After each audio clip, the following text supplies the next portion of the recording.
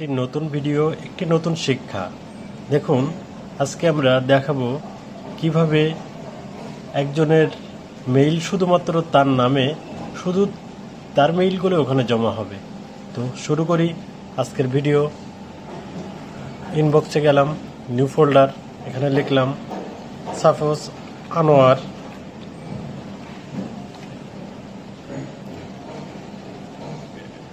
পরে আমরা চলে গেলাম ফুল ইনবক্সে গিয়ে আমাদের সার্চ করতে হবে আনোয়ারের নাম কোথায় আছে। দেখেন এখানে আছে আনোয়ারের নাম।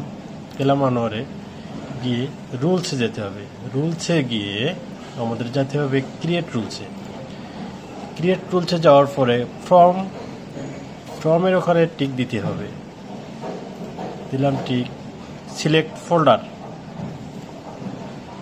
এখানে আনোয়ার নাম আছে, যেহেতু আনোয়ারের ওখানে দিয়ে আমাদের দিতে হবে ওকে। দেওয়ার পরে ওকে দিতে হবে, আবার ওকে দিলাম।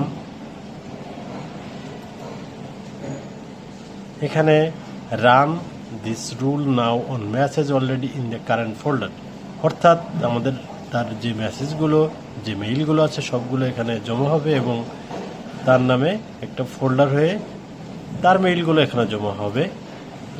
দেখুন বন্ধুরা, অলরেডি চলে আসছে। এখানে আনোয়ারের আইডিতে গেলে সে যেগুলো মেইল পাঠিয়েছে সেগুলো সব এখানে দেখা যাবে। ধন্যবাদ, ভালো লাগলে শেয়ার করুন।